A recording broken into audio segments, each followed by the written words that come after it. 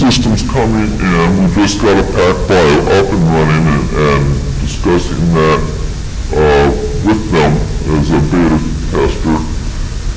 We believe that by the time we get out in another 3 to 4 years, we'll have generated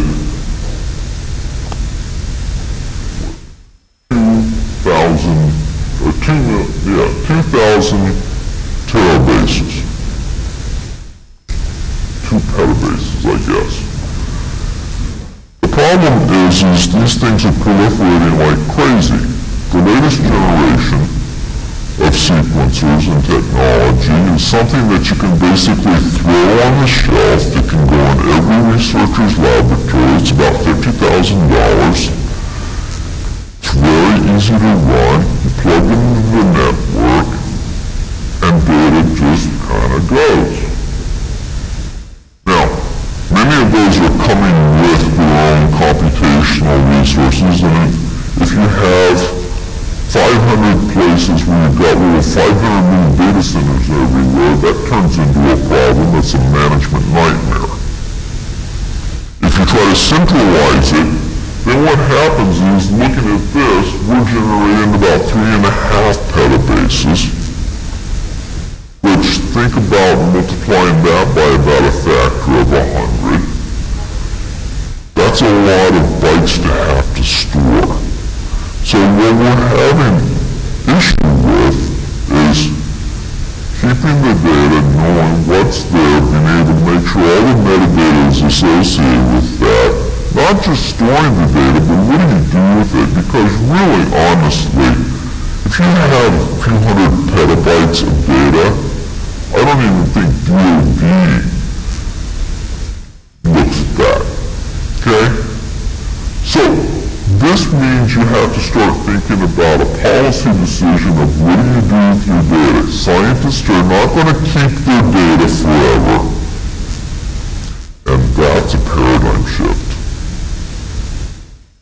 When you start saying, I'm not going to keep this data around all the time, but I'm going to start throwing away every 3 years and start harvesting it, that's a problem.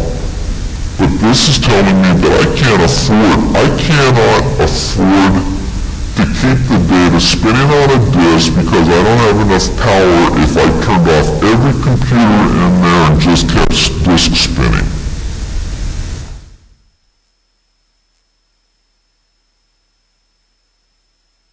Okay?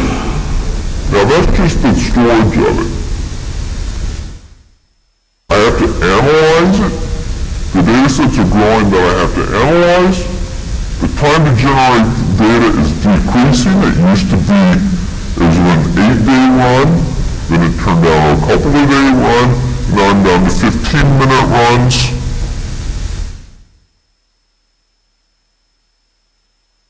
The analysis is more complex that I have to understand, and the data gets analyzed over and over and over again.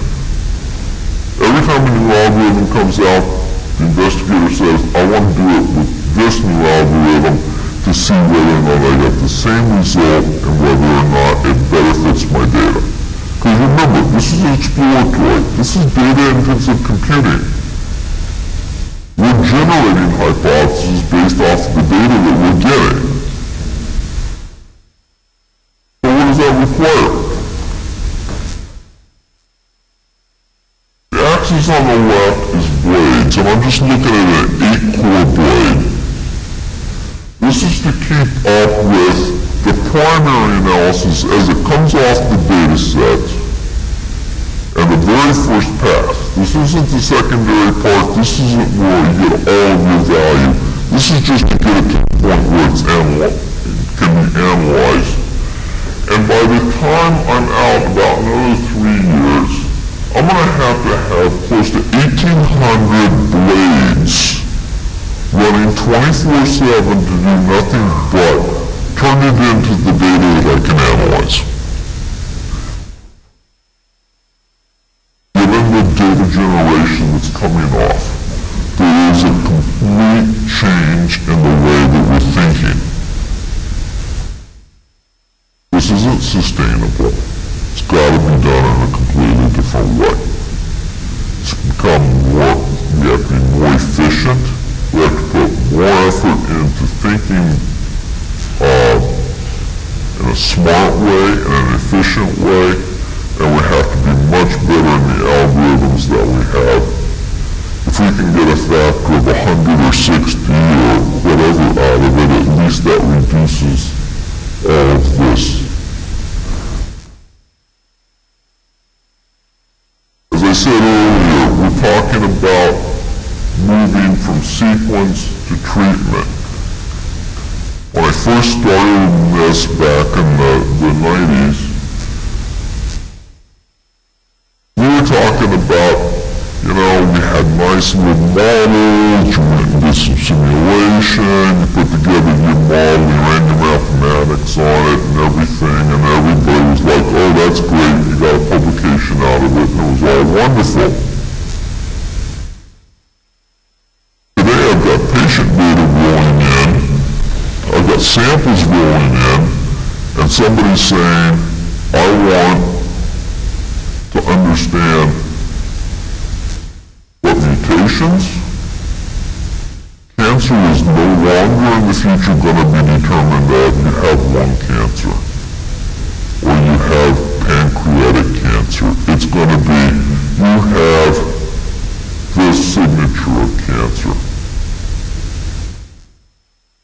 Because at the biological and genomic level, that's really what we need to know, because that's what the drug's hitting.